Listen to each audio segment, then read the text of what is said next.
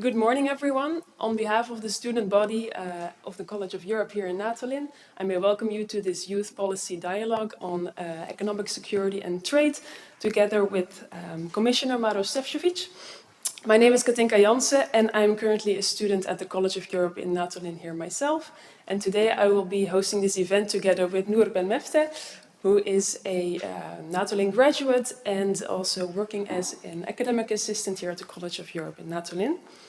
Today's session is part of a broader concept of youth policy dialogues, in which the European Commission interacts with European young people in order to integrate European youth views into the EU's political agenda.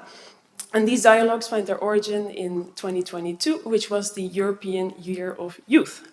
Today we'll discuss the topic of trade and economic security, which is of course very timely. And we will be doing this with Commissioner Šefčovič, and we're very grateful for you to be here. Mr. Šefčovič is the current Commissioner for both Trade and Economic Security and Interinstitutional Relations and Transparency.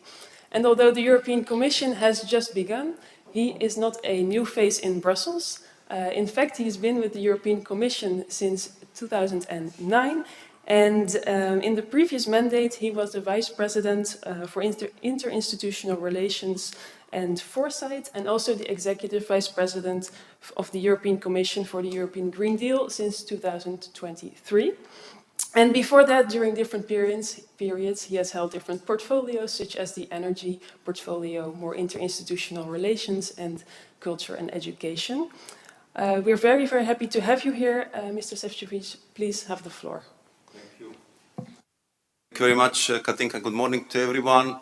Madam Rector, thank you very much for excellent cake and coffee we just got when we came here. And I really appreciate the opportunity to speak with you, because I know that these dialogues with the young people are always extremely enriching for all of us. And therefore also our President, Ursula von der Leyen, wanted that all commissioners will go out and talk to the young generation, to youth in the first 100 days of the mandate. And the reason for that is that clearly we are going through a very transformative period where your generation has most to gain, but also most to lose if we will not get it right. And I think that you are all excellent students, and I'm meeting a lot of graduates from Natolin or from Bruges as my colleagues in the European Commission, but also in all international organizations. So I know that you are following the international events very, very closely.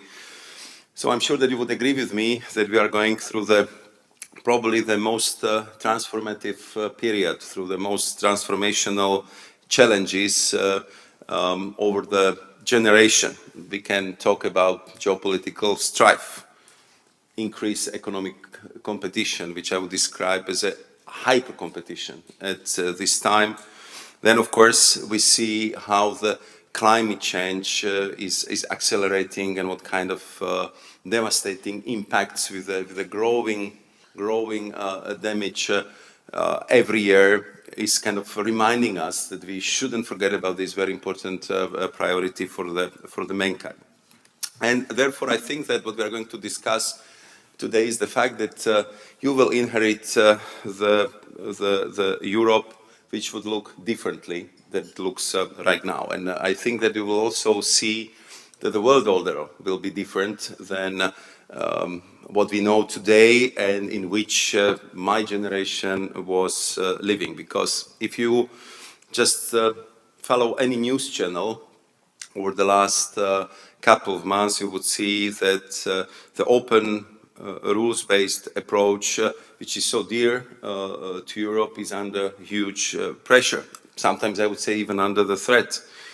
That we see the global economy being more and more fragmented. And it was totally against what we expected would happen just 20 years ago. I'm sure many of you wrote theses about the end of history, about ever-growing globalization, about the efficient global economic cooperation. And now we see that we are really living in a different period. And therefore, also our trade in Europe our approach to trade and economic security in Europe and in the European Commission has to change, because we see how vital it is for our sovereignty, how vital it is for our future prosperity. And I know that you like very much exchange questions and answers, so I will not speak for a long time, but I will just set the scene with a few elements for our discussion, which I consider are very important. The first, for many of us, this is, I would say, very clear, but I think now we are living in the times that we have to underscore, repeat, and highlight that the EU trade policy is a true success story. That we are #1 world trading bloc, we are the biggest global investor, we are the economic trading bloc with largest and fastest growing network of the free trade agreements in the world, spanning 76 countries. And for 72 of them, we are #1 trading partner. So if you look at it from the perspective of for the global GDP, so these countries represent 38% of them.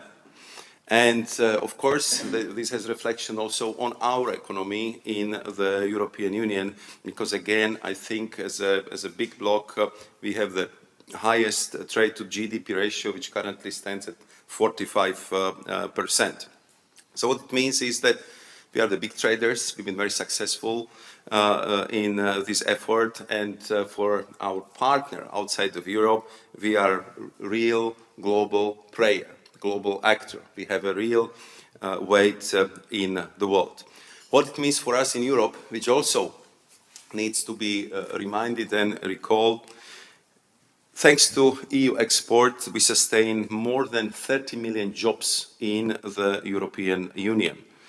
And we manage, through our successful trade policy, to connect our single market to the global economy. And we, by opening market access, by establishing, I would say, this global cooperation, we allowed our businesses, but also our consumers, to have better choices, fairer prices, and we just opened new alternatives for them. So from these few figures and numbers I just mentioned, I believe you would agree with me that trade is central to every facet of our lives, and also to the ways how our society in Europe work. Why is it very important? Because these trade relations and our relationship with third countries is kind of also reflecting the fact that the global economy is very much interlinked, because 2/3 of the input that goes into the production in the EU, which is or then consumed in the EU and further exported to the outside world, comes from outside of our borders. So we have to have these inflows so we can do the value added in Europe, and then we can consume it here, or we can export it to the third countries. And therefore, we are absolutely convinced in the European Commission that the protectionism does not really protect. But the way we think about the trade has also changed in the light of how the global debate on trade is evolving, because it's very clear that also Europeans have started to ask for more from that trade policy, and it's very clear that we want to give it to them. So when we've been looking at how to position European Commission in this new, much more challenging world, President of the Commission, Ursula von der Leyen, clearly set up, I would say, 3 overarching priorities: competitiveness, security, and sustainability. And I can tell you that, as Katinka rightly pointed out, I'm around for quite some time already, since 2009 in the Commission. Before that, I was working 6 years as a permanent representative of Slovakia to the EU, and before that, I was also part of the negotiating team to get my country into the European Union.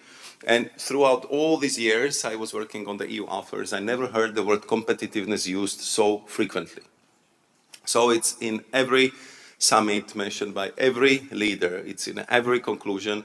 And I think this is just, again, a reflection of the situation in Europe, where we clearly realized over last years, which has been very difficult in Europe, because we had to cope first with COVID, when a lot of global supply chains been interrupted. That we realized from one day to another that planes are not flying, ships are not sailing, borders for the trucks are closed, and we realized that how many of the product of strategic nature, be it medicaments or medical protective gear, we are not manufacturing anymore in Europe, and we're just completely relying of the supply from outside.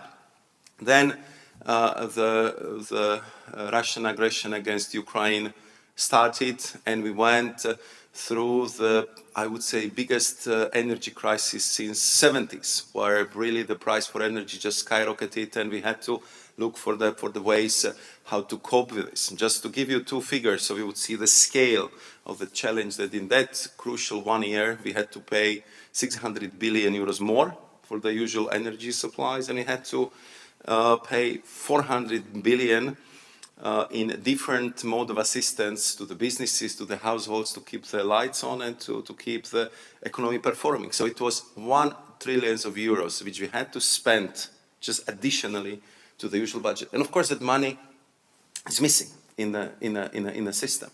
And then of course, as you know, we are still biggest provider of assistance to Ukraine, be it military assistance, be it macro financial assistance, more than 124 billion. So if somebody tells you that somebody else who provides more financial support, it's simply not true. That's us, and it will be us also in the future. And the same I can say about the development aid to the third countries. Despite of all the challenges that Europe goes through, we are very faithful to our commitment and to respecting the rules and the agreements that we have signed. But it's very clear that all this had the pressure on the competitiveness in the European Union. We pay 3 to 5 times more for electricity than other major economies in US or in China, and therefore we just have to look again how to make sure that Europe would not lose the edge, that we would keep and preserve and develop our competitiveness further. And therefore also first, I would say, flagship project the Commission adopted just last week is a competitiveness compass to chart the way forward. And this would be now, I would say, such a roadmap with many initiatives under the compass to get European Union in the position to compete with the best in these future-oriented technologies. When it comes to trade, we are, of course, looking how to accelerate the negotiations of the free trade agreements. Free trade is very much debated right now. I can tell you that since I became Commissioner for Trade, and it was on the 1st of December, I was in the INTA committee, which is Committee for the Trade, I think 3 or 4 times. And we always have a discussion about the merit of the free trade agreement, and I always respond with one question: show me one free trade agreement which we concluded which is bad for Europe, which led to the lowering of the trade, which had negative consequences for any sector of our economy. Show me one. I never got the answer to that. So I think that just proves the concept that once we negotiate this trade, we do it carefully, we do it well, and we do it with the view of the mutual benefit for our partners and, of course, for the European Union. Now, of course, we have to pay much more attention if it comes to the making sure that the mutual benefit is there, that we secured the level playing field, which is increasingly challenging question, and of course the members of the European Parliament, but also the government across the European Union are very focused on reciprocity, that the trade would not only be free but also fair, and this is what we are doing, and we have to also develop the new tools to defend our businesses from unfair trade practices, and this is one of the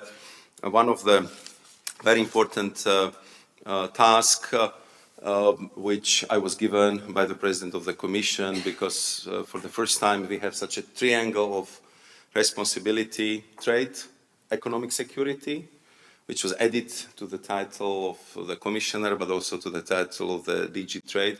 But also I'm responsible for what should be the deepest reform of the customs union we have in the EU since the customs union was established, just to make sure that we cover well also this economic security doctrine.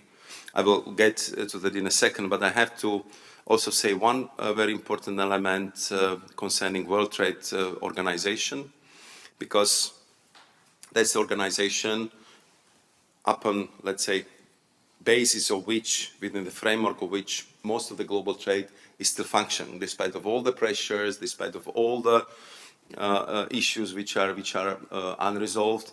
And therefore, we are champion of the reformed WTO. We want that the world trade would be based on rules, on predictability, and on a fair approach and fair dispute settlement mechanism. Coming back to the economic security and economic security doctrine, here again, this came to the forefront of the last year because especially since the war in Ukraine, we realized that everything could be weaponized, from energy, through data, critical raw materials, even chips. And therefore, we just also have to simply be prepared logistically, mentally, politically, to cope with the fact that everything what you need, everything where you can be squeezed, everything where you depend on one or limited number of suppliers, that you could be squeezed, you can be pushed around, and this is simply not acceptable.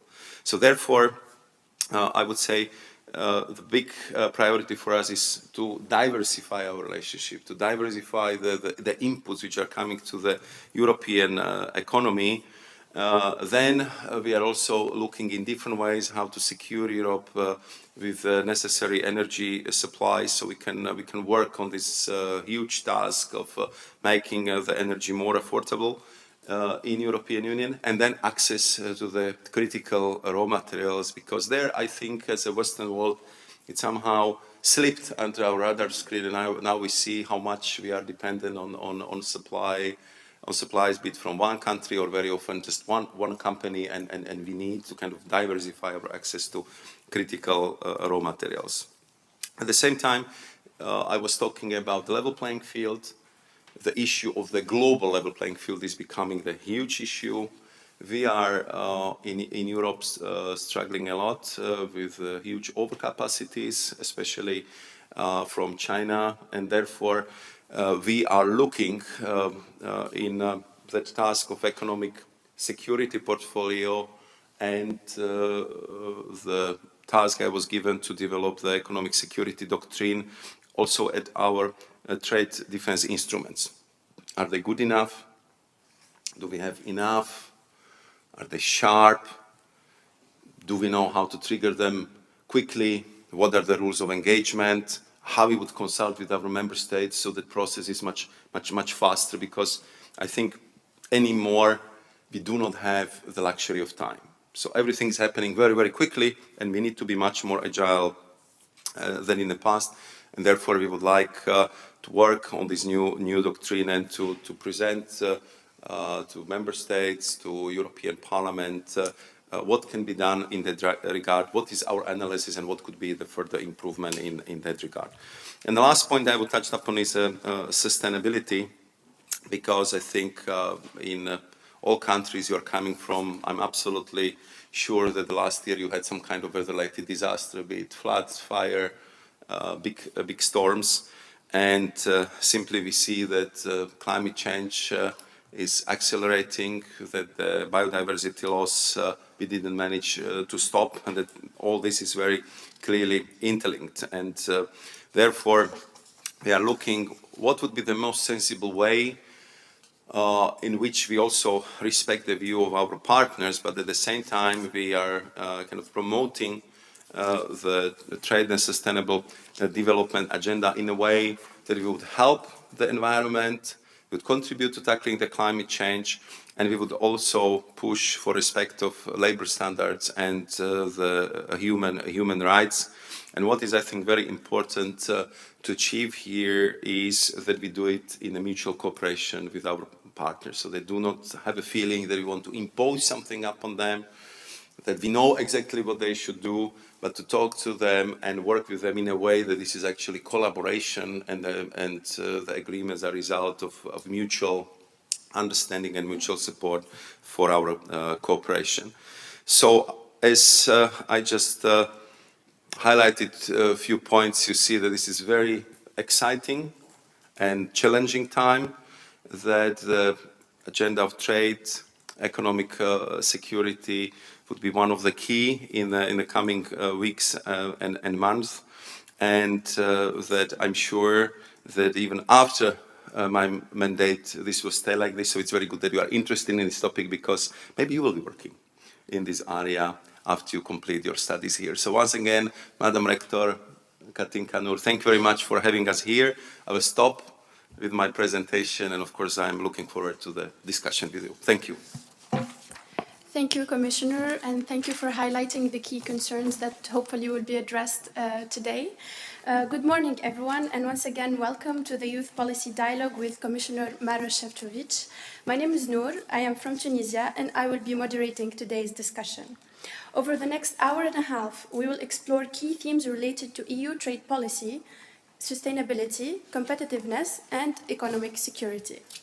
This exchange will be led by our students who are currently enrolled in the European Interdisciplinary Studies program at the College of Europe in Natolin.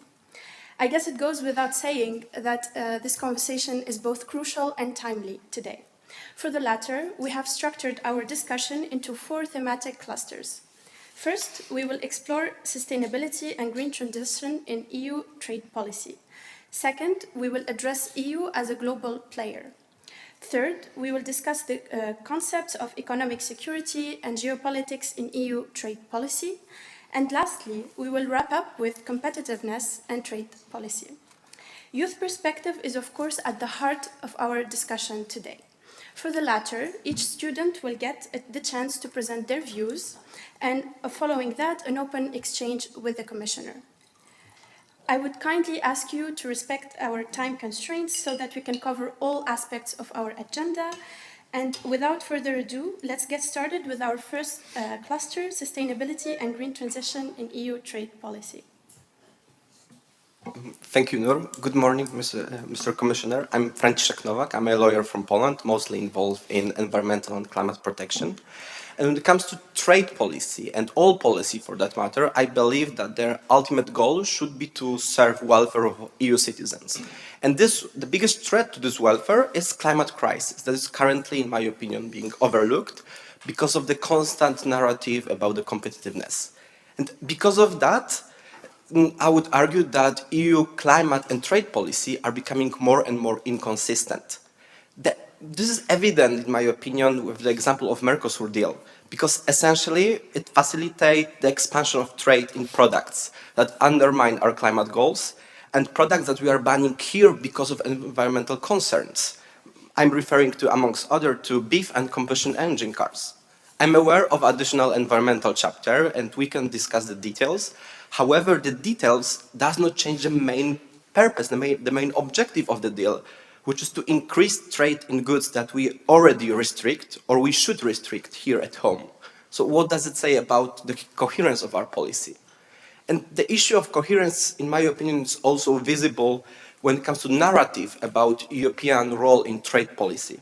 Because when I first became interested in EU, I was proud that we stood firmly on our values, selectively opening our market, ensuring that our environmental standards will be met. However, currently, we already postponed deforestation regulation. We are discussing postponing CBAM regulation. And we cannot ensure that the products that will enter our market will meet all environmental standards because, as Commissioner Dombrovskis says, imposing such requirements would jeopardize the delicate balance achieved after 20 years of negotiation. And you just said that we are the biggest trading bloc in the world. So which is it? Are we a global standard setter, leveraging market access to enforce our values? Or are we just lowering our own standards just to gain access to another market? Is it acceptable to trade our values in exchange for access to another market? Thank you very much. And can I ask you the question on which you make this allegation? On what basis? Can you give me some example why Mercosur is not good for climate policy? Just give me one example. Based on environmental impact and sustainability impact assessments of the European Commission, it can lead to increase in greenhouse emissions. Also, when it comes to reports prepared by French government, it will lead to deforestation, which are combating climate change and combating deforestation are the goals of European Union as such. I am aware that we are currently importing more poultry and other goods that we'll be importing under the Mercosur deal to Europe. However, if we will lower the prices of the goods like red meat, ultimately we'll import more of these goods. And as we know, red beef is one of the biggest driver of deforestation and climate change. Of course, we can say that deforestation regulation that was postponed will still apply to Mercosur countries. However, I find it difficult to imagine how we ensure that it will not jeopardize our efforts. Do you know the numbers which have been agreed upon? Could you repeat? Do you know the numbers which have been agreed? Should I tell you? Yes, please. I don't have numbers before me. Yeah, I mean, therefore, because I think that what is very important is to look at this from the real perspective and not just get the facts from the headlines in the press. Because let's start with, I would say, the sensitive products, as you mentioned. We of course knew that our farmers in Europe went through very difficult times, you know, and over the last 2 years, when I was also responsible for the Green Deal, I met farmers which are representing big farms, small farms, family farms, and I know that the last 5 years have been very difficult for them. Therefore, we've been extremely cautious what we negotiate with Mercosur. So just to give you few numbers in a perspective. So the consumption of the beef in the European Union is more than 6 million tons. 6 million. What was agreed upon with Mercosur, we are talking about 99,000 tons. 99,000 versus 6 million. And half of it, only half of it goes for so-called prime rib meat, which is the highest value trade. So we are talking about something like 1 steak per person per year. So if you tell me that this is going to kind of destroy the European agriculture, I have my doubt. On top of it, we also built in very clear safeguards, meaning that there will be no products of agricultural nature for the human or animal consumptions allowed to the market if they do not respect our SPS standards, which, as you know, are the highest in the world.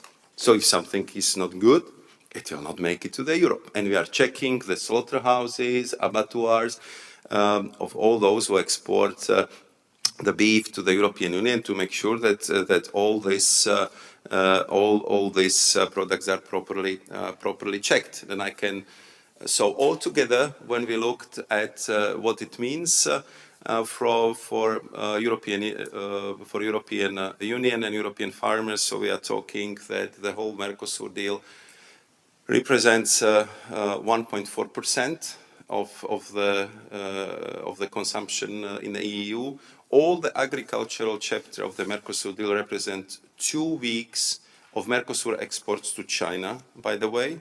And what I think is very important for farmers also in Poland is that thanks to Mercosur deal, we are drastically and dramatically eliminating all kinds of import duties for the products which are being exported to Mercosur countries from sometimes 40% to 0 on cheeses, dairy products, and also all kinds of other agricultural products. And if I look at the concrete, let's say, Polish example, so here I'm not even going to talk about the machinery and industrial equipment, because here we are talking about the tariffs going from sometimes 35% to zero, but there are very important exports from the agricultural lands, and I think that here, if you look at this analysis currently, the exports from Poland to the Mercosur is of the value of 72 million, and it's hampered by the tariffs which are between 27 to 55%, and this is going to be eliminated. So I think this is very important to know and very important to have it in the proper perspective. If it comes to the trade and sustainability chapter, again, this is very important to look in the detail. You are a lawyer, so you know that the details are important. So what we concluded there is the most far-reaching trade and sustainability chapter we ever concluded, with the agreement, which is the biggest ever concluded between EU and somebody else. It's 4 times bigger than with Japan. And we clearly included, first and foremost, Paris Agreement as an essential element of this agreement, meaning that if there will be no respect for Paris Agreement, or if, let's say, there will be bad faith implementation of the Paris Agreement, we can even proceed to the partial suspension of the agreement or total termination. So that's very clear lock. And the same applies to the human standards, human rights standards and labor standards, because part of the agreement is a full respect for all relevant ILO, International Labour Organization, convention. So I think that all this, I think it's part of that agreement. And if you're talking about European deforestation, or if you're talking about the CBAM, simply these are the new approaches which are done for the first time in the history. No one, and in no, I would say, similar way this was done before. So when we want to treat our third country partners with respect, and they're telling us about their real problems, difficulties with implementation, and they made a convincing case, we said, okay, let's take 1 more year, let's look into the problem, let's discuss it together with our partners, and let's implement it in a way that it would bring the positive result for our partners, for us, but also for the planet. So to conclude, I just want to reassure you that we've been fully aware what are the sensitivities in agricultural chapters, what are the sensitivities in trade and sustainability areas, and nevertheless, we also see how world is changing, and the fact that in the region of Latin America, which is so close to us culturally, historically, language-wise, because of, let's say, not enough focus on that region, we lost our #1 position. We are replaced by China in the region where they want to work as closely as possible to us. I was getting the question when I was in Montevideo, why did you let it happen? Why don't you do more with us? Why don't you trade more with us? Why don't we have more exchanges? 95%, according to the opinion polls of the Mercosur countries, are very proud of the European heritage, and we are simply not there. So I think that all this has to be put on the table, and now we are discussing it very intensely within the European Parliament. We are sending our teams to talk to the farmers' associations across the member states, and we are ready for any engagement. And if we can do anything additional to reassure our communities that this deal is good for Europe and it's good for the world, we are ready to do it. Thank you. Thank you, Commissioner. If I can refer to Victor and Artur and hear from both of them, and then perhaps you can address their concerns collectively. Okay. Thank you. Okay. Good morning, Commissioner Šefčovič. My name is Victor. I'm Danish and French. I'm a power engineer interested in understanding EU trade policies regarding clean tech technologies. The EU needs to meet its needs for clean tech industries. That is a fact, just like climate changes. The Net Zero Industry Act played a crucial role in this. The aims are to meet 40% of the EU's demand for net zero technologies with domestic supplies by 2030, so 5 years to go. This means that the EU needs to scale up the domestic manufacturing of clean technologies. It's not just about reducing emission, it's about securing Europe's position as a world leader in sustainable innovation. Technological sovereignty is central to this ambition. To avoid over-reliance on a limited number of external suppliers for critical green technologies, the EU must control the production and deployments in key factors such as renewable energies, electrical vehicles, and batteries. This sovereignty is vital for the EU resilience and the shape of its green future without dependence on foreign powers. Historically, the EU has supported these industries through strategies like import tariff, preferential loans, and research fundings. But challenges remain. The bankruptcy of Northvolt in 2024 and struggles within the solar manufacturing panel sector highlight the shortcomings of these initiatives. For information, Northvolt is a Swedish company which built the first battery gigafactory in the EU. The EU helped it through a lending package of just under €1 billion, but they went bankrupt despite this financial aid. Because more protectionist measures in the US and Canada and lack of such in the EU caused an influx of Chinese clean tech products into the European market, making the problem even worse. So here's my question. Considering the EU's ambitious industry goals, let me remind you, 40% in 5 years, how can these strategies be revised to effectively address the trade-off between ensuring lower price to meet this ambitious goal in times?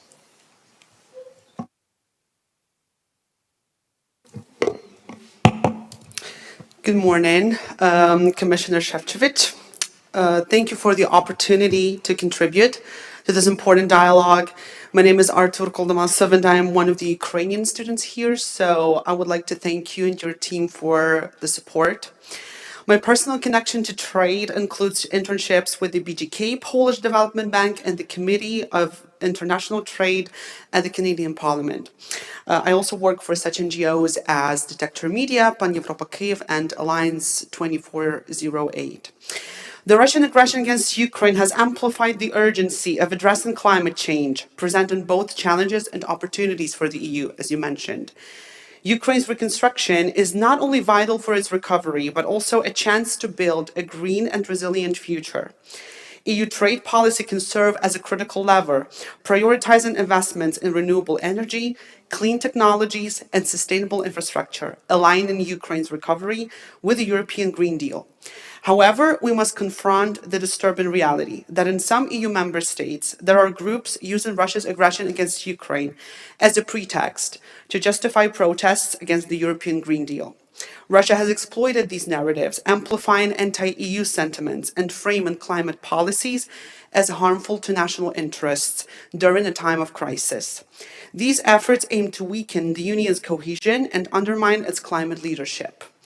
It is vital that the EU counters this narrative by demonstrating how climate action strengthens energy security, reduces dependence on fossil fuels, including those from Russia, and contributes to a united and resilient Europe. The Carbon Border Adjustment Mechanism, or CBAM, also plays a key role, ensuring that Ukraine's industries receive the support they need to integrate with EU carbon standards, fostering both economic recovery and sustainability. Dear Commissioner, to what extent and how should EU trade policy evolve to effectively address climate change, promote sustainability objectives, and align with the European Green Deal, while considering the geopolitical implications, including the situation in Ukraine? Дякую. Thank you. Commissioner, if you can hear your thoughts about these matters. Thank you very much. So I'll start with the question of Victor. Indeed, I know Norway company quite well. Actually, I think I was the first person they met in the European Commission when they came from Silicon Valley with their PowerPoints and wanted to build the gigafactory in Sweden. And you're absolutely right. We've been helping them throughout the whole process, and it clearly showed that even with all that help, they had these big difficulties over the last summer. And when I was asking the CEO what were the sources of the problem? Of course, I would say international climate, which you described quite well, but also the fact that we know how to produce the best batteries in the world. Now we have to learn how we can produce them en masse. I would say the quantities which are required, so they could actually meet all the, let's say, off-take agreements which signed, and it was proven technologically quite challenging. And that, I think, it's a bit of a symptomatic also for other areas like photovoltaic panels and other sectors. So I would say these lessons learned, it's clearly one of the, I would say, elements or one of the factors why we started to consider with a great care the approaches like technological sovereignty, strategic autonomy, why we clearly declared that under no circumstances we would allow that photovoltaic panel story to be repeated in any other sectors of the European economy, especially in all the areas which we need for the future, so-called technologies of the future. And therefore, we adopted this this NZIA, this net zero technology approach when we want to clearly increase the local content of this, I would say, products and the companies which are producing them, because simply we feel that we need to give our industry chance to develop these products and not to be faced with very often, I would say, illegal subsidies, unfair competition, and the overcapacities which I mentioned. And of course, here you need to work very hard to be in a good sync between the trade policy, but also European industrial policy. So few elements which I can tell you, which we also discussed the last Wednesday in the college and also at our seminar, which we had on Friday, linked with competitiveness and this competitiveness compass. Of course, first and foremost, we need to dramatically accelerate all processes we have in Europe. Very often, the companies which want to build photovoltaic parks or wind parks, they have to wait 7 or 8 years for the permits. Very often, I mean, if you want to build a battery factory until you get all the permits, it takes forever. And we already tested under the emergency procedures in the midst of this energy crisis that if you really do things in this mode, which I think will be more and more required, meaning that if you do not get the permit within a certain period of time, so the permit is deemed to be given, because we simply cannot kind of block or slow down the European economic development because we are not able to work fast enough with permitting procedures. We are changing our public procurement mechanism. Again, a huge number every year. We spent through public procurement across the European Union more than 2 trillion euros, which is a dramatic amount of money. It's 15% of the European GDP, and I think that here again we have to look at it from the perspective: how are we treated in other big markets? Are our companies allowed to be part of public procurement in China, in the US, in other countries? If our companies are not allowed to be there, should we allow their companies to bid in European Union? I think these are the tough questions we have to put on the tables with our partners, and to, in this particular case, of course, to ask for reciprocity and fairness. Then we have different support programs. One of them, which I was using a lot when I was building this what I dubbed at that time Airbus for batteries, the European Battery Alliance, IPCEI, which is abbreviation which goes for the important project of the European interest, and we kind of started in the case of batteries these 2 calls. One was for 7 member states, the later was for 15 member states, and in the end we had like more than 50 companies participating, and we wanted to help them through the state aid rules to kind of fund the cutting edge projects and cutting edge research. Again, the problem was that it took us very long time. So sometimes I would say since this call's been announced until the selection was done or the disbursement was made, so it took 2-3 years. And of course, in this fast changing dynamic environment, this is simply too long, and we have to accelerate this process. So this is, I would say, the new attitude, that we are looking at everything from the perspective of how can we act faster, from the permitting perspective, from the disbursement of funds, for fine-tuning of the funds we have on EU, but also national level. How can we adjust the state aid mechanism so we can actually help these companies much faster than before? And at the same time, what we can do, that we would insist on reciprocity, and we just simply would be fighting for global level playing field. When I had the meeting with the Chinese Vice Premier the last summer, I told him very clearly that, look, we cannot tolerate the situation when the Chinese jobs are protected at the expense of European jobs, and that we would fight tooth and nail to make sure that we will have a global level playing field, and that we will not go through the second photovoltaic story in European Union now in the sector of windmills or electric batteries or the electric vehicles. And of course, this would be one chapter which will not be easy to manage, but it's clearly on the table. And you have seen that we had to impose the import duties on the battery electric vehicles coming from China, because after very thorough investigation, we clearly concluded that there have been illegal subsidies coming from the Chinese government to the tune, in one case, more than 30%, which of course been putting our domestic production as a huge disadvantage, and therefore we had to impose this import duties.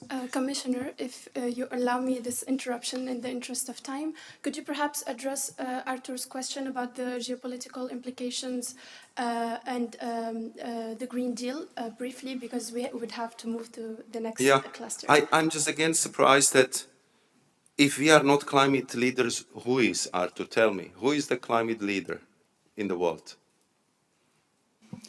That's a very good question, but if we look at the perfect situation, the seat is empty at that moment. There's a room for improvement. Who is empty? What is empty? The seat is empty. Where is the empty seat? At the position of the leader for the climate change. At that moment, if we look at the top level, so if we look at the measurements that we have to see as the perfection at that moment. Again, Arturo, here I think that what we have to learn as Europeans, and I'm fresh from Davos, so I think I would repeat it again. We in Europe are sometimes masters in talking ourselves down. So if there is a leader in the world in tackling climate change, that's clearly European Union, and there is absolutely no question about it. Absolutely no question about it. We are the only one who has a climate law which clearly states that by 2050 will be the climate neutral continent. And nobody doubts it. Not that you wouldn't find a single political leader in Europe who would put the question mark on this. We have very clear set of goals for 2030 to cut our greenhouse gas emission by minus 55%.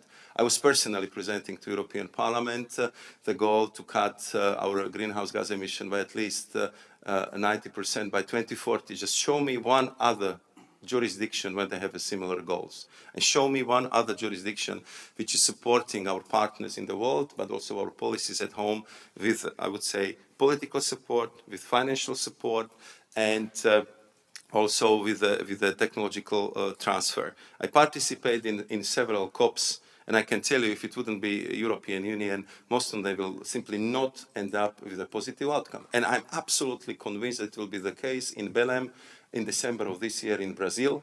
And of course, the United States of America will be very much missing at the table. And again, everyone will be looking at us. They will be asking for our leadership, for the support, and will continue to be the biggest provider of the aid if it comes to the tackling the climate change. On top of it, we are now developing the new concept of so-called CTIPs. So these are clear trade and investment partnerships, which will be tailor-made agreements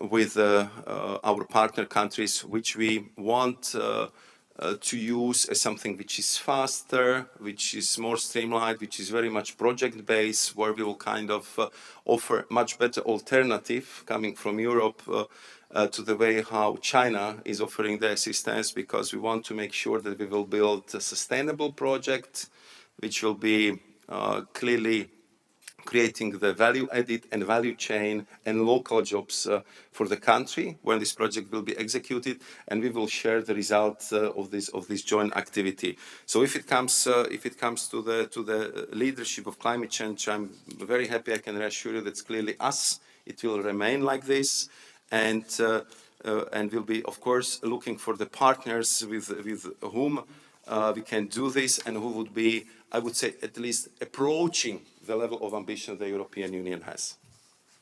Thank you, Commissioner. In the interest of time, we will have to move on to the next cluster. But if we will have more time at the end, I believe that I saw that Artur Yes. had the urge to ask additional Indeed. questions, so I'll be very happy to answer it Indeed. later. So, Beza and Mathieu, if you could ask your questions, and then Commissioner can perhaps address them jointly. Thank you. Good morning, dear Commissioner and distinguished participants. My name is Beyza Karataş. I'm Turkish, and I'm interested in this debate because my research at the College of Europe focuses on the unintended consequences of EU policies in its external relations. When we talk about the EU's trade policy, we're really looking at a delicate balancing act, as its trade policy operates at a critical intersection. Legally, the EU is bound by Article 3 and 21 of the Treaty on European Union to uphold and promote its principles such as human dignity, equality, and good governance in its external relations. These commitments, though, often encounter challenges in practice. For example, the rise of value-neutral trade models, particularly China's, challenges the EU's ability to promote its principles without risking competitiveness. These models, which offer economic opportunities without conditionalities, have reshaped trade dynamics, especially in regions where the EU's normative approach is perceived as a barrier. In such contexts, the EU risks losing influence and favorable access to more export markets if its trade policies are not competitive or perceived as overly restrictive. Moreover, the EU's focus on fostering economic security can sometimes deprioritize normative considerations. An example of this may be seen in the EU's trade negotiations with Mercosur. In the context of these negotiations, the EU has been keen to secure preferential trade agreements that benefit its supply chains. Critics argue that it will perpetuate an extractivist economic model that fuels deforestation and undermines indigenous rights. The European Commission has argued that the agreement includes binding commitments to combat illegal logging and deforestation. But many, and I'm merely citing the reports of human rights organizations that operate in the respective countries, that these commitments may come off as vague and may lack real enforcement. So, despite the EU's emphasis on sustainability, critics contend that in practice, the trade deal prioritizes market access at the expense of human rights protections. And this really gets to the heart of the EU's dilemma. And that brings me to the key question. How can the EU balance its objectives as a trade power and a normative power in its trade policy, ensuring both economic competitiveness and the promotion of its values on the global stage? Thank you. Good morning, Commissioner. Thank you for being with us. I'm Mathieu Roubaud from France. We are living in an increasingly polarized world, and the EU faces the dual challenge of navigating assertive trade relations with both the United States and China, while strengthening itself as a strategic economic powerhouse. The EU has demonstrated its regulatory and economic influence globally, shaping standards in areas such as digital trade, sustainability, and competition policy. However, as trade tensions rise, Europe must be prepared to defend itself, its interests, and assert a third pillar between the US and China, not merely reacting to external pressure, but proactively shaping global trade rules. On one hand, the EU must address the challenge posed by China's state-driven industrial policy, which distort competition in key sectors like electric vehicles and critical raw material. On the other hand, we must be ready for potential protectionist measures from our transatlantic ally, including tariff increase under a new US administration, which could harm European industry. Given this reality, I want to ask you a broad question. How do you envision the EU trade policy evolving under this Commission to assert Europe leadership? Specifically, how will this Commission balance engagement and opposition when required, and what concrete tools, such as trade defense instrument, investment screening, WTO dispute mechanism, will it prioritize to protect and promote European economic interests? If you could also elaborate on the process of defining the economic security doctrine and rules of engagement that you previously mentioned.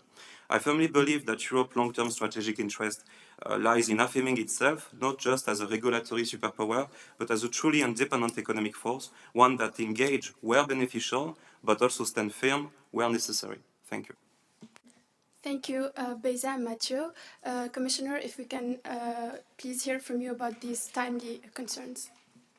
Thank you very much. I see that Mercosur agreement is very popular here as well. So I forgot to respond to the deforestation question before. So again, let's look into the agreement, what was agreed. First and foremost, as I said, Paris Agreement is seen as an essential element with the possibility to suspend partially or terminate completely the whole agreement. Secondly, all the Mercosur countries undertook very clear commitment enshrined in these treaties that they will respect the commitment concerning the deforestation as of 2030, which I think it's a time where this would enter into practice. And the third thing, which I have to say, that for us, based on our clear deforestation practices, we are not importing the agricultural products from the fields which have been deforested since 2020. So I don't know what more we could do, honestly. If it comes to human rights,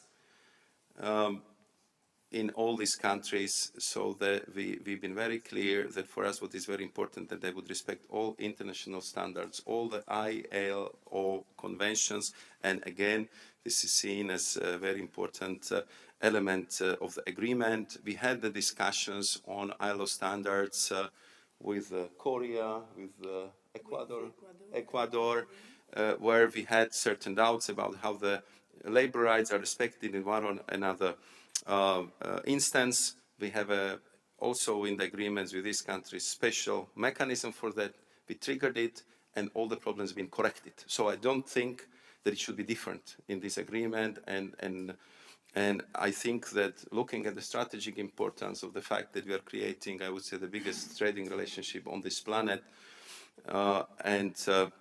I also trust the leaders of these countries that they want good for their country. They want good for the people. They are ready to work with us to promote the living standards in the countries, as do we for the European Union. I think that we will deliver that. And just rhetorical question. We are doing all this. You think that if we just simply not be doing it, then we just leave the whole territory for China, that it would be better for deforestation, it would be better for the human rights situation in this country. So I think that also with the fact that we have this wide-ranging agreement, we're actually improving the situation in the world and in Latin American continent. If it comes to the normative approach and also the question that Matthew was raising, you've been referring to the famous Brussels effect, and I think it's true that, especially if it comes to SPS, sanitary and phytosanitary standards, I think there is no doubt in the world that our standards are best in the world. And therefore, they've been very much embraced by the multinationals, by many countries, because they know if they can say that our standards are at the European level, no one in the world will question if this is the top quality what they are offering, if this is the top quality what they are producing, if this is the top quality of what they're selling. And that was, I would say, the strong sell, if I can use this expression, also of the Brussels norm. and this clearly is continuing. What I think we also have to factor in that not every problem on this planet, especially in this fragmented world, could be solved through the trade agreement, especially in this volatile world, and especially where simply not all major economies have the same sincere approach to the rules-based system, to the predictability, to kind of respecting the agreements, and therefore, when we are talking about, I would say, some norms adopted in Europe, but affecting the situation in the third countries, I'm very much for the dialogue, for the cooperation, and for the mutual understanding and mutual effort to achieve the goals, which I believe from the sustainability and climate point of view are the same for all of us, because if we want to live on this planet, simply the whole world, every single country on this planet will have to go in the direction, and us as a developed economy, we have a solemn obligation to help them in that regard, and this is clearly what we would do. You've been asking about economic security, about the new approach to trade in this, I would say, the new world. Clearly, we are faced with a situation when power politics is getting new prominence. Therefore, we also have to adjust how we do the trade, how we defend our economy, and that was one of the reasons why I was given this task to develop the new economic security doctrine. And we have several instruments. We have trade defense instruments, we have safeguards, we have anti-coercion instruments, we have foreign direct investment regulation, we have outbound investment recommendation, and I can go on and on. The question is right now to have, or the priority is right now to have another look, another assessment. All these instruments I was referring to, are they, let's say, good enough for this new challenge which is ahead of us? With a stroke of the pen, you can impose 25% import duties on a country. Are our procedures fast enough? Do we have enough human resources for that kind of investigation we did with Chinese battery electric vehicles? Because it was very thorough investigations, because we expected, and we've been not mistaken, that it will be challenged in the court. So we want to be sure that your evidence is strong, that you collected all the details, and you have very strong legal positions that you could be sure that if it comes to the European Court of Justice, you will prevail and you will win the case. And then, of course, what is still the most important element for me, and for sure we will be discussing it this evening and tomorrow the whole day with my colleague economic and trade ministers, this is the unity of our action.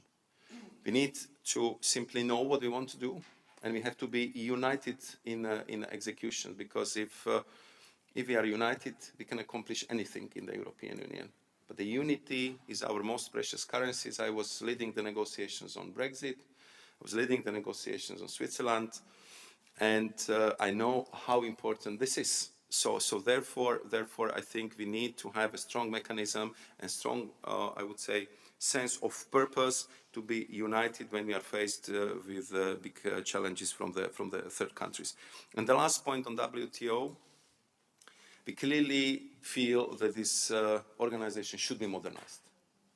And if you study this subject, you know that there are topics which are on the agenda for years and years, from agriculture through digital area, and of course the major, I would say, problem is the dispute settlement mechanism, where simply because of non-nomination of appellate judges or appellate arbiters, which simply do not have the dispute settlement mechanism, which could effectively rule by fulfilling the whole dispute settlement procedure.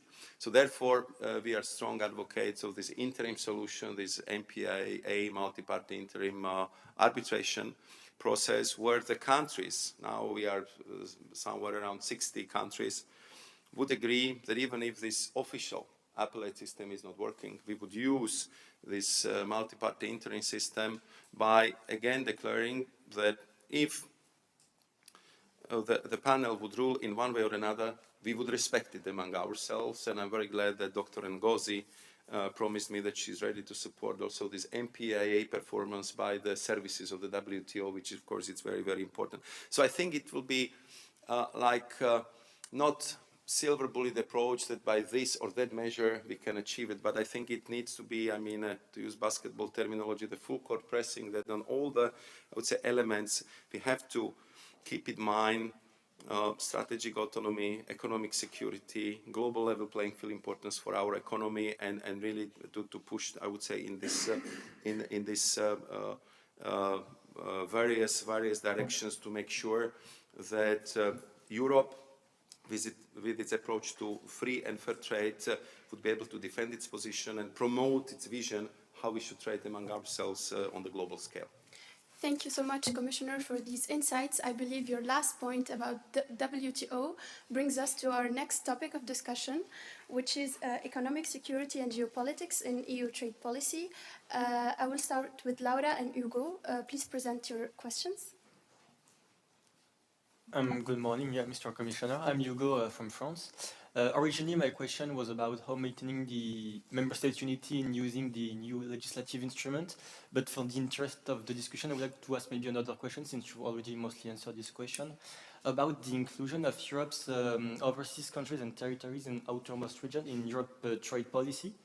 Because as we've seen with the renewed interest of President Trump on Greenland, those territories are very strategic for Europe's economy, whether it is in terms of rare earths for Greenland or even New Caledonia, or considering the perspective of the Mercosur agreement with the French outermost region of French Guiana, Martinique, and Guadeloupe. And my question would be how to better include those territories in the EU trade policy, especially considering that they are the most vulnerable to free trade agreement. I'm thinking about the outermost territory that could suffer of the introduction of, for instance, the meat we were talking about earlier. So how to better include those territories while maintaining their whole economic structure in face of new free trade agreement. Thank you.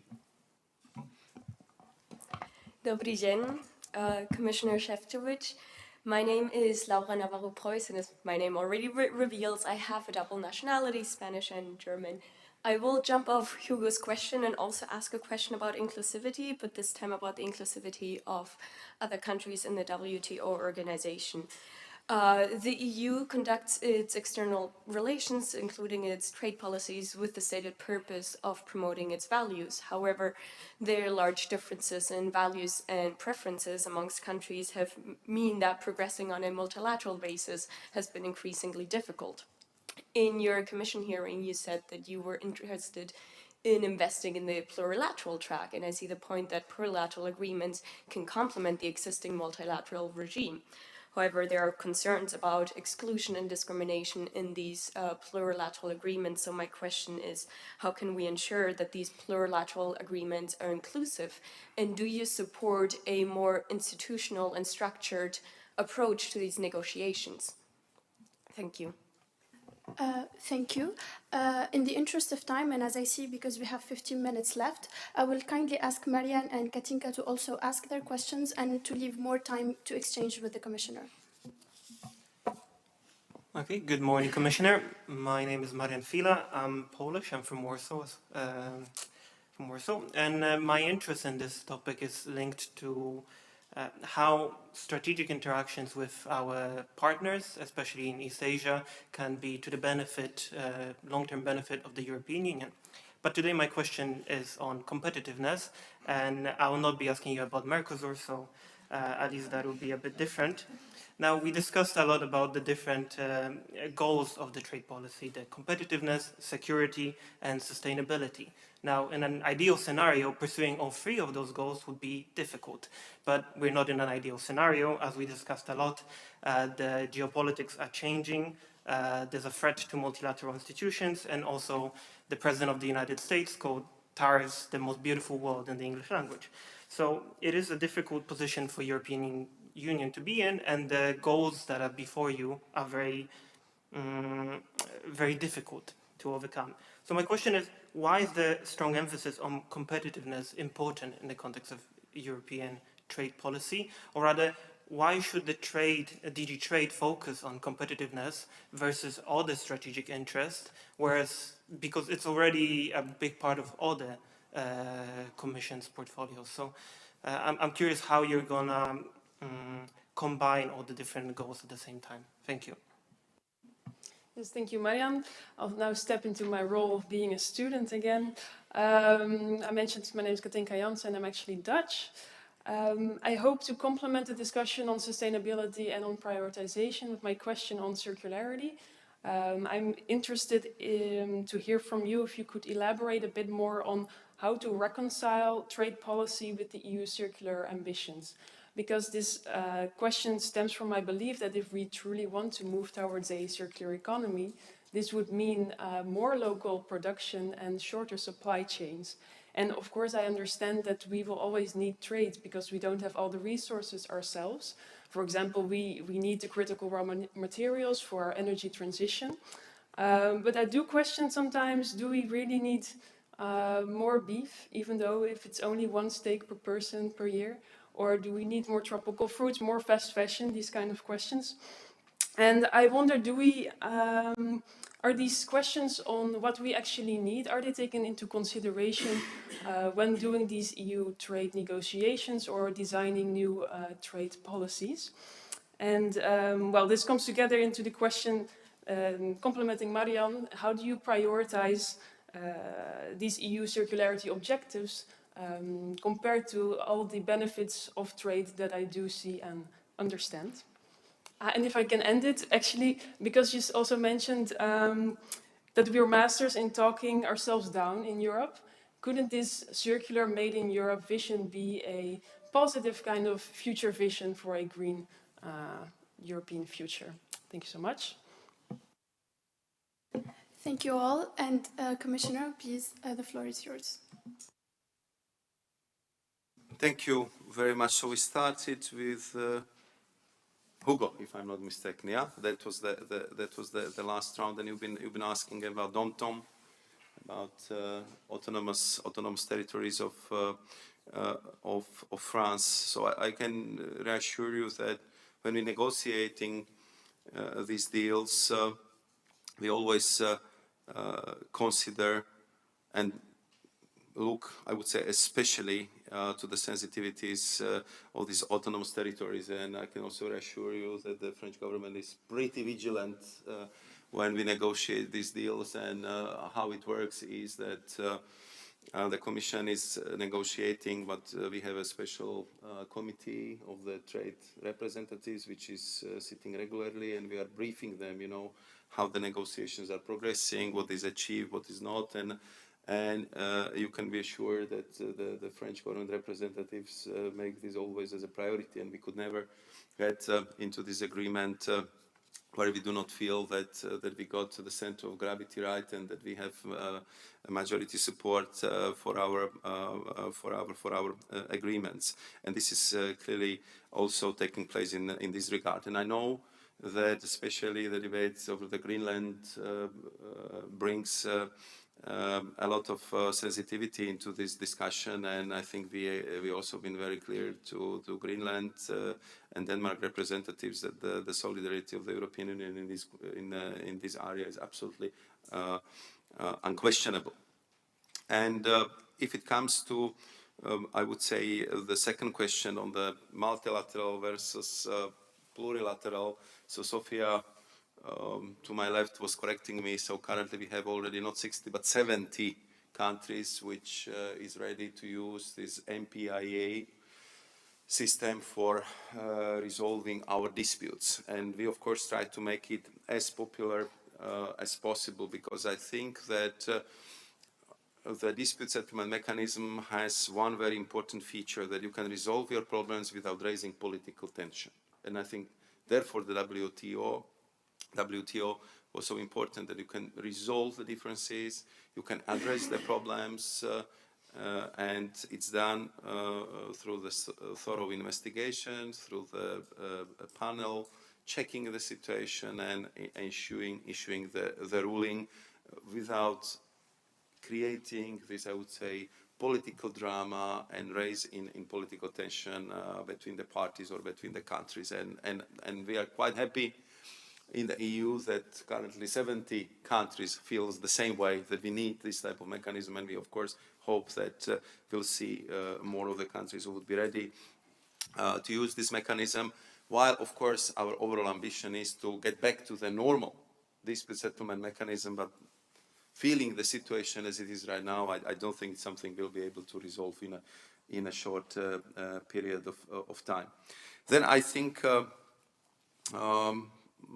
Laura was also asking the question about inclusivity, about also combined with Katinka, about circular ambitions.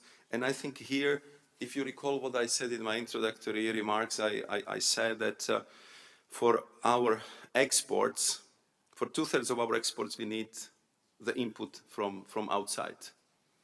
We do not have enough energy sources. We have almost no critical raw materials, even though we are now trying to do the new assessment of our resources within the EU, and there are some promising projects, but it's still not what we would need for our performance. So we cannot think that we can just be some kind of closed in some kind of autarkic position and believe that everything we can manufacture in the EU. And then of course, if you are negotiating with your partners, as I said, we are trading superpower, we are exporting superpower, so we want to export also your products, and we just do not want to export them just for the sake of exporting, but for the fact that this is absolute core of the European economy. 30 million people is working in export-oriented business. If I recall correctly, it's like 30,000 SMEs which are linked in one way or another to our export activities. And when we see that the major economies are kind of building the barriers, you just simply have to look for new market access, because we need to have our economy competitive, our companies prosperous, because these are the companies which are paying taxes, which are contributing to the state budgets, and the state budgets are guaranteeing the unique social program and social standards in Europe, which are unparalleled to any other territory in the world. And we can achieve it only if our economy is prosperous, if our economy is competitive, and therefore this issue is of course quite complex. But I can tell you that we are fully aware of the sensitivities, especially in agriculture field. And we are taking a lot of care and a lot of attention when we are negotiating, I would say, these chapters. At the same time, just to be fair to our partners, if you compare the carbon footprint between our agriculture, I visited some of the industrial farms in Netherlands, and you compare it with the carbon footprint in Pampas in Argentina and Mercosur, you can guess what would be the result. So I think we have to be also fair to our partners, because I think we're talking about free and fair trade. This word fair is, I think, very, very important. Maybe the question of Marian, I would look at it from a little bit different perspective, because now, of course, a lot of attention is focused on our relationship with the United States of America. And here again, I think what is very important, and I think it's very important for you to work with proper facts and figures, which I think will be one of the first issues we will have to discuss with our American partners. Because when we look at our mutual trade, we are talking about the volume which is 1.5 trillion euros. That's massive. It's unparalleled. I mean, it's more than, it's approaching 40% of the global trade. It's huge.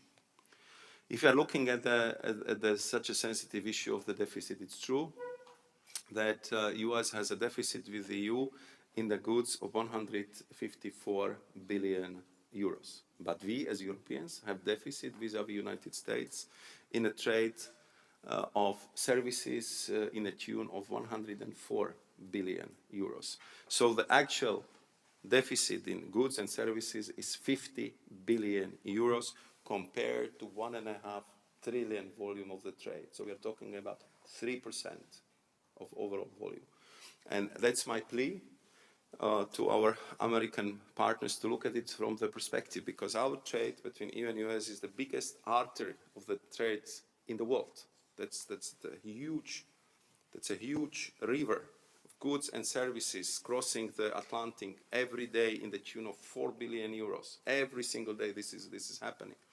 On top, we are biggest mutual investors. Our mutual assets are valued at the level of 5 trillion euros. And here, 2/3 of the assets are in American hands. Most of them are in the European Union. And we are biggest investor across Atlantic, and we are employing millions and millions of people on the both sides of the Atlantic. So, therefore, I mean, to look at this massive relationship, I think that we should be very responsible how we would handle that element.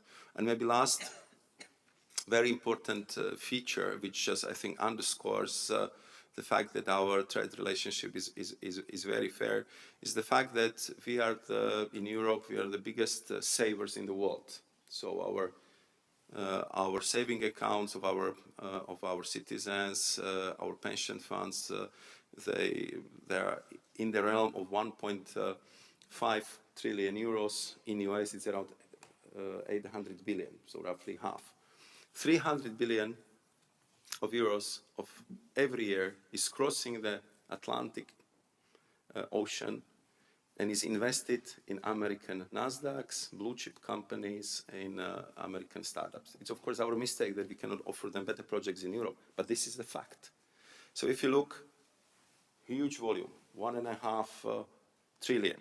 If you look at the deficit, 3%, 50 billion. And 300 billion of the investment coming to US every year, I think that our trade relationship is pretty fair, and hopefully we can have a solid discussion around these facts and figures. What is also, I would say, a new element, which I think it's also for you important to know, to kind of convince you that we are a very attractive partner for our parents, despite of some of the pessimistic or skeptical remarks here this morning. Since the new commission started, we managed to close the FTA with Mercosur, with all the question marks you raised, with Mexico, with Switzerland, and I had the long weekend session with the Indian trade minister. When he left, the Prime Minister of Malaysia came to Brussels to relaunch the negotiations. When I was in Davos, I met the Trade Minister of Philippines, of Thailand, of South Korea, and all GCC countries who, all of them, would like to have or bilateral or region-to-region free trade agreements. So it means that we are they absolutely treasured #1 partner. And I asked them, what is your major motivation? And they told me, you're fair, you are predictable, you stick to the treaties, you respect the rule of law, and you treat us fairly. And I think this is the selling point of Europe. This is the strong power of the European Union, and I believe that this gives us enormous opportunity to diversify our trade, to diversify the supplies of critical raw materials, to contribute to our strategic autonomy, and also to open new market access for our companies, especially the SMEs, because if you have free trade agreement, it's much easier to do the business. You do not have the import duties, you do not have to go through many procedures, and it kind of expands the opportunities for, I would say, the backbone of European companies, which are SMEs. As you know, more than 90% of our companies are SMEs, and they can be much more present at the global market. So I think this is something what I think will be a challenge for all of us, how to handle the relationship with the big partners, and at the same time how to use these new dynamics, this new momentum of medium-sized or smaller partners who wants to accelerate and build a solid trade and economic relationship and partnership with us. And this, I think, would be one of the top priorities for the Commission for the next 5 years. Thank you very much. Thank you, Commissioner. I would like to sincerely thank our discussant and Commissioner Šefčovič for taking the time on behalf of our institution, the College of Europe in Natolin, and discussing with our students. We will be indeed looking forward to DG Trade under your leadership and how it will use the momentum.